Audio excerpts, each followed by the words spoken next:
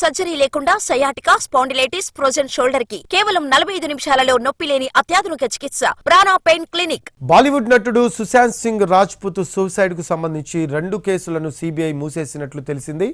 అతని మరణం వెనుక కుట్ర జరిగింది అనడానికి ఆధారాలేమీ దొరకలేదని ముంబై కోర్టుకు రిపోర్టులు సమర్పించినట్టు సమాచారం. రియా చక్రవర్తి సహా కొందరు ఆర్థికంగా, మానసికంగా వేధించడంతోనే ఎస్ఎస్ఆర్ చనిపోయాడని అతడి తండ్రి కేకే సింగ్ 2020 ఆగస్టులో ఎఫ్ఐఆర్ నమోదు చేయించారు. ఎస్ఎస్ఆర్ మాజీ మేనేజర్ దిశ మృతి కేసు ప్రస్తుతం సంచలనం సృష్టిస్తోంది. 2020 జూన్ 14న సుశాంత్ సింగ్ రాజ్పుత్ అనుమానాస్పద స్థితిలో తన ఫ్లాట్లో చనిపోయాడు. దాదాపు 5 ఏళ్లుగా ఈ కేసును సిబిఐ దర్యాప్తు చేస్తోంది. సుశాంత్ తండ్రి ఫిర్యాదు మేరకు సుశాంత్ గర్ల్ ఫ్రెండ్ రియాను ప్రశ్నించింది సిబిఐ. అలాగే ఇంకొంతమంది అనుమానితుల్ని ఆరా తీస్తుంది. కానీ కేసులో ఎలాంటి పురోగతి సాధించలేదు. సుశాంత్ను ఆత్మహత్యకు ఎవరైనా ప్రేరేపించారని చెప్పడానికి ఎలాంటి ఆధారాలు లేవని తేల్చింది. రియా చక్రవర్తికి సిబిఐ క్లీన్ చిట్ ఇచ్చేసింది. ఈ కేసును మూసివేయడానికి ముంబై కోర్టులో క్లోజర్ రిపోర్ట్ను సైతం దాఖలు చేసింది సిబిఐ. సుశాంత్ మృతికి కారణాల సంగతి పక్కన పెడితే సుశాంత్ మృతికి సరిగ్గా 6 రోజుల ముందు ఆయన మేనేజర్ దిశ సలైన్ చనిపోయింది. ముంబై మాల్దాలోని 14 అంతస్తుల భవనంపై నుంచి కింద పడటం వల్ల ఆమె మరణించినట్లు నిర్ధారించారు పోలీసులు. అయితే జూన్ 8న దిశ సలైన్ను అత్యాచారం చేసి చంపారు అనే ఆరోపణలు వినిపించాయి. అంతేకాదు దిశను చంపిన గ్యాంగే తర్వాత సుశాంత్ సింగ్ రాజ్పుత్ను కూడా హత్య చేసిందనే పుకార్ నడిచింది. మరి ముఖ్యంగా అప్పటి మహారాష్ట్ర సీఎం ముఖ్యమంత్రి ఉద్ధవ్ ఠాక్రే తనయుడు ఆదిత్య ఠాక్రేకు ఈ 2 మరణాలతో సంబంధం ఉందనే ఆరోపణలతో రాజకీయ దుమారం రేగింది. కానీ దిశ సలైన్ మృతి వ్యవహారంలో అనుమానాలకు తావులేదని తేల్చేశారు పోలీసులు. ఆమె ప్రమాదవశాత్తు భవనంపై నుంచి కింద పడి చనిపోయినట్లు కేసును క్లోజ్ చేశారు.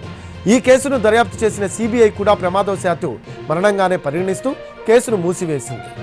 తాజాగా దిశ సలైన్ తండ్రి సతీష్ సలైన్ బొంబాయి హైకోర్టును ఆశ్రయించారు.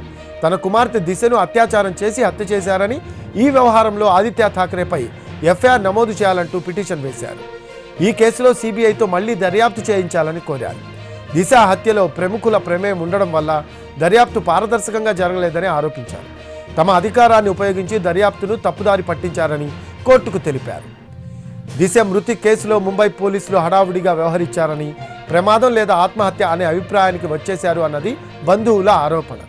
ఘటనా స్థలంలో లభించిన ఆధారాలు, ఫోరెన్సిక్స్ ఆధారాలతో పాటు ప్రత్యక్ష సాక్షులు ఏం చెప్తున్నారు అనేది పోలీసులు పరిగణలోకి తీసుకోలేదు అన్నారు.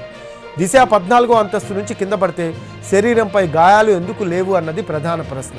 అలాగే ఘటనా స్థలంలో ఎలాంటి రక్తపు మరకలు లేవు. దిశకు సంబంధించిన వస్తువులు ఏవీ పడలేదు. అదెలా సాధ్యమని ప్రశ్నిస్తున్నారు దిశ కుటుంబ సభ్యులు.